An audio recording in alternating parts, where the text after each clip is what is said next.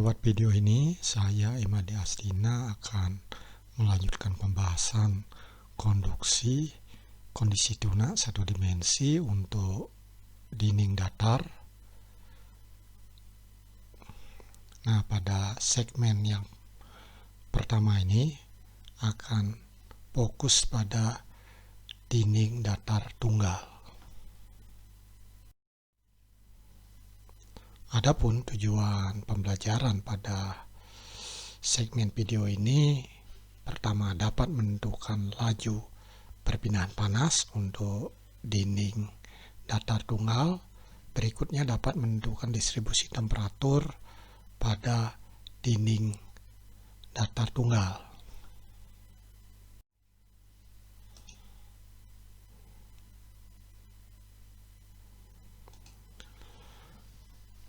Nah, sebelumnya di pembahasan pengantar perpindahan panas ataupun di konduksi difusi panas, nah, kita telah dapat hubungan konduksi dari apa yang disebut dengan hukum Fourier, jadi Qx sama dengan minus Ka dt per dx. Nah, ini kita bisa tuliskan seperti ini. Jadi Ka per L, Ts jadi temperatur permukaan sisi 1 dengan dikurang temperatur permukaan sisi 2. Nah, kita bisa tuliskan bentuknya seperti ini. Jadi dibagi dengan L per Ka. Nah, ini kita bisa hubungkan dengan rangkaian hubungan listrik. Jadi arus sama dengan tegangan dibagi tahanan listrik. Nah, di sini juga potensial. Jadi potensial termal potensial, nah beda temperatur. Nah, ini L per K ini tahan termal untuk plane wall, jadi untuk dinding datar. Nah, hal yang serupa juga untuk konveksi panas. Nah, hukum pendingin Newton itu dapat diterapkan sebagai berikut. Jadi Qx sama dengan H kali A, jadi luas permukaan panas. Nah, ini koefisien konveksi H, ini beda temperatur. Nah, kita susun lagi sehingga kita dapatkan Ts dikurang theta hingga dibagi 1 per H kali A. Nah, bagian bawah ini atau penyebut ini juga merupakan tahanan termal. Nah, yang modus ketiga untuk perpindahan panas radiasi, nah kita bisa tuliskan yang serupa dengan hukum pendingin Newton. Di sini ada H-Her, jadi koefisien radiasi. Nah, juga airnya bisa ditulis dengan Ts dikurangi T permukaan sekitar dibagi dengan 1 per HR kali A. Nah, kita ingat kembali teori arus listrik. Jadi hukum Ohm untuk tahanan listrik, maka arus listrik itu sama dengan beda potensial dibagi tahanan listrik. Nah, di sini juga thermal potensial different dalam heat transfer adalah beda temperatur. Nah, jadi untuk masing-masing modus mempunyai tahanan termal, hubungan tahan termal yang berbeda. Nah, yang ini untuk konduksi, ini untuk konveksi, yang ketiga ini untuk analogi listrik. Nah, dapat diterapkan juga untuk menyajikan masalah-masalah perpindahan panas menggunakan konsep arus termal. Nah, atau ekuivalen dengan arus listrik. Jadi Q sama dengan overall driving force dibagi resistance. Nah, ini sama dengan delta T overall dibagi jumlah tahanan termal. Nah, dapat dibandingkan dengan persamaan-persamaan sebelumnya di perpindahan panas. Nah, beda temperatur itu adalah merupakan potensial atau driving force untuk aliran panas. Nah, kombinasi kuantitas termal, koefisien konveksi, ketebalan, luas dari permukaan yang beraksi sebagai tahanan dari aliran. Nah, itu kita bisa hubungkan dengan RT, jadi adalah tahan termal konduksi, L per Ka, tahan termal konveksi 1 per HH, tahan termal radiasi 1 per AR kali A. Radiasi permukaan dan tahanan termal itu bereaksi, tahan termal konveksi itu bereaksi secara paralel, pada umumnya secara paralel, dan jika theta hingga sama dengan T lingkungan, T sekitar, nah kedua tahanan tersebut dapat dikombinasikan menjadi tahanan efektif permukaan. Jadi kita paralel dengan hubungan rangkaian paralel. Nah, untuk dinding datar, nah kasus sederhana, jadi dengan dinding tunggal, jadi dinding ini memisahkan fluida. Nah, ini fluida dengan temperatur lebih tinggi, hot fluid. Nah, di sebelah kanan, cold fluid. Nah, kita akan dapatkan hubungan seperti ini. Nah, sini ada tahan thermal yang sangat besar di boundary layer, lapisan batas. Nah, sini juga tahan thermal yang sangat besar. Nah, di material yang padat, nah berlangsung proses perpindahan panas konduksi. Nah, ini untuk kasus yang perlu Anda note, catat, tidak ada pembangkitan energi pada media yang terjadi proses perpindahan panas konduksinya. Jadi yang di sini ini yang dinding datar ini. Nah, temperatur sudah tentu fungsi dari X dalam arah X. Nah, panas itu juga dipindahkan dalam arah X. Nah, yang harus dipertimbangkan bahwa konveksi dari fluida panas ke dinding dan konduksi melewati dinding dan konduksi dari konveksi dari dinding ke ini, dari dinding ke fluida yang lebih dingin. Nah, dari situlah kita akan bisa mulai dengan distribusi temperatur pada dinding. Nah, untuk distribusi temperatur pada dinding dalam arah X untuk kondisi steady, tertuna, tidak ada pembangkit panas. Nah, di pokok bahasan yang kedua yaitu tentang konduksi difusi panas. Nah, kita untuk sistem koordinat kartesius kita bisa sederhanakan menjadi dapat persamaan ini, d per dx dt per dx sama dengan 0.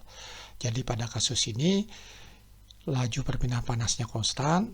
Nah, kondisi batasnya sudah tentu dx sama dengan 0. T-nya lah TS1, X sama dengan L, T-nya sama dengan TS2. Nah, dengan asumsi kuantitas thermal itu konstan, nah persamaan ini kita perlu integralkan 2 kali dengan masuk kondisi batas ini, maka diperolehlah distribusi temperatur yang merupakan suatu persamaan garis lurus. Jadi TS2 minus TS1 per L kali X tambah TS1. Jadi temperatur itu berbasis linear terhadap X.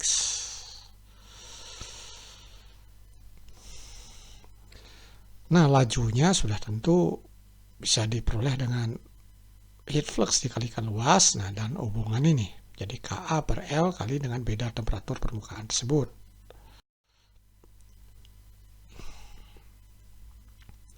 Nah, tahan thermalnya, nah kita ini jadi dapat hubungan ini, terus ini konveksi, konduksi, konveksi.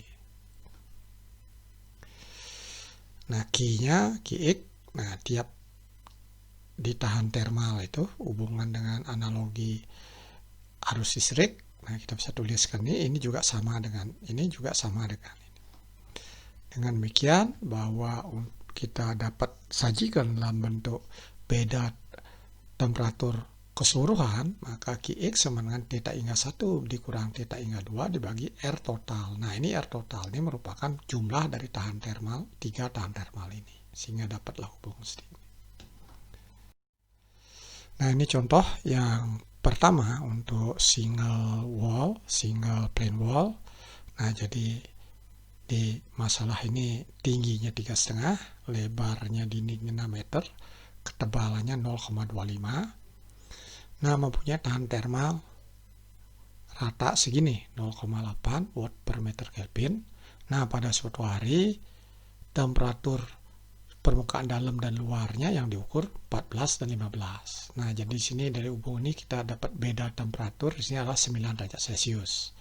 Nah, sekarang tentukanlah heat loss lewat dinding pada hari tersebut. Nah, poin utama yang perlu Anda perhatikan adalah ini adalah kasus single plane wall di mana temperatur permukaannya diketahui, sifat thermalnya diketahui, dimensi dari geometrinya diketahui. Dengan demikian kita bisa terapkan hubungan, jadi hubungan hukum Fourier tersebut kita terapkan. Jadi hukum Fourier Anda bisa ini, nah ini Q sama dengan, langsung aja sini kita masukkan K kali A kali delta T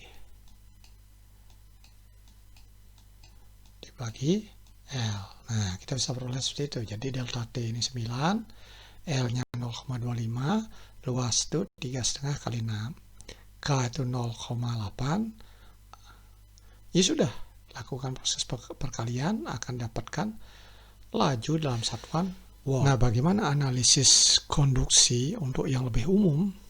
Lebih umum, kita bisa, kalau bagaimana dari kasus satu dimensi itu kita bisa ekspansi untuk kasus di mana permukaannya yang berubah.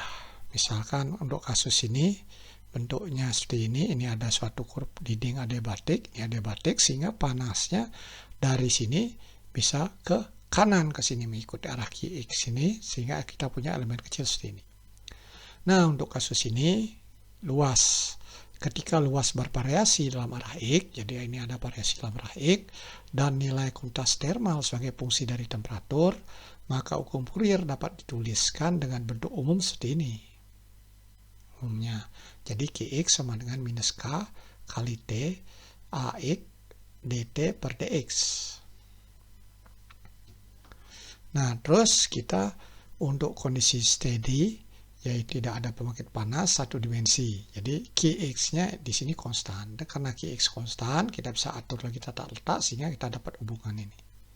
Jadi bila Anda bisa tahu bahwa A itu fungsi dari X, persamaannya kita tahu, dan K itu fungsi derivatif kita tahu, maka nantinya Qx ini akan bisa kita peroleh nilainya. Untuk permukaan konstan, nah jadi simpel, balik ke apa yang saya tuliskan tadi, persamaannya jadi segini. Nah, ini sebuah contoh untuk kasus di mana kasus spesial ini, jadi di sini adiabatik karena luar adiabatik sehingga panasnya dalam arah satu dimensi. Nah, perlu Anda ingat sepanjang ini bahwa heat flux-nya berbeda, tapi laju perpindahan panasnya konstan. Nah, ini fungsinya dAx diketahui, alpanya ini 0,25 diketahui, setelah itu di posisi X1 nilainya berapa, di X1-nya berapa, terus di posisi X2-nya nilainya berapa untuk persamaan ini. Nah, di ujung-ujungnya temperaturnya juga diketahui. Jadi sementara itu di bagian luar ini yang diisolasi sebagai, nah, yang saya udah jelaskan tadi. Nah, penurunan untuk di sisi temperatur, nah ini asumsinya, nah nanti bagaimana bisa di-skate temperaturnya.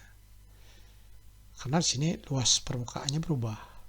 Setelah itu dapat, nah bisa dihitung berapa laju perpindahan panas Qx-nya. Setelah tentu persamaannya tahu, ya kita bisa terapkan Q sama dengan minus K A dt per dx. Bisa di sini dihitung atau di sini.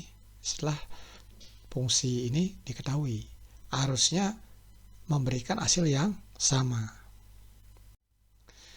Demikianlah pembahasan tentang single plane wall. Silahkan Anda ikuti video-video kami berikutnya.